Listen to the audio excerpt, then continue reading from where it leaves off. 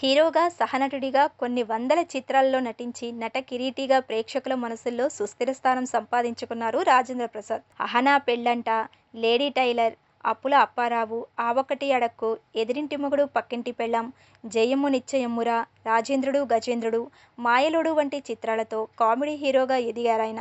'ఆ నలుగురు' మూవీ ఆయనలోని మరో కోణాన్ని వెలుగులోకి తెచ్చింది. డైలాగ్ డెలివరీ, ఎక్స్‌ప్రెషన్స్, టైమింగ్ ప్రేక్షకులని గిలిగింతలు పెట్టేవి.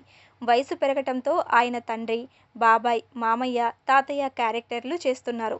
అయితే కొంతకాలంగా నోటిపై అదుపు కోల్పోతున్న ఆయన బహిరంగ వేదికలపై నోటికొచ్చినట్లు మాట్లాడుతూ విమర్శల పాలవుతున్నారు.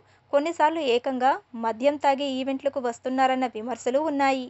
ఇటీవల జరిగిన సీనియర్ డైరెక్టర్ ఎస్వి కృష్ణారెడ్డి పుట్టినరోజు వేడుకలలో పాల్గొన్న రాజేంద్ర ప్రసాద్ సహనటుడు అలీపై అసభ్యకరమైన వ్యాఖ్యలు చేశారు.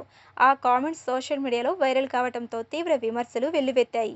దీనిపై అలీ స్పందిస్తూ రాజేంద్ర ప్రసాద్ వ్యాఖ్యలను తాను వ్యక్తిగతంగా తీసుకోవడం లేదని, కొద్ది నెలల క్రితం ఆయన కూతురు చనిపోయిందని, ఆ బాధలో ఉండటంతోనే అలా మాట్లాడి ఉండొచ్చని అలీ అన్నారు. షష్ఠిపూర్తి ఈవెంట్లో మాట్లాడుతూ తనపై వస్తున్న విమర్శలపై వివరణ ఇచ్చుకున్న రాజేంద్ర ప్రసాద్ తన వ్యాఖ్యలను తప్పుగా అర్థం చేసుకున్నారన్నారు.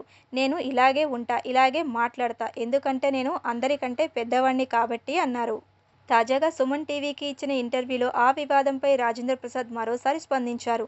జీవితంలో ఎవరిని ఎప్పుడూ అమర్యాదగా మాట్లాడను. నేను అందరినీ ఎంత బాగా పొగిడాను. ఫుల్ మీడియా చూస్తే మీకే తెలుస్తుంది.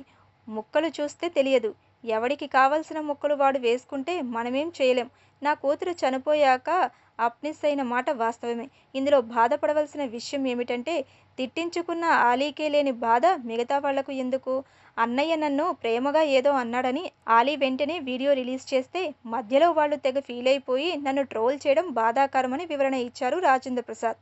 ప్రస్తుతం ఆయన వ్యాఖ్యలు మళ్లీ వైరల్ అవుతున్నాయి.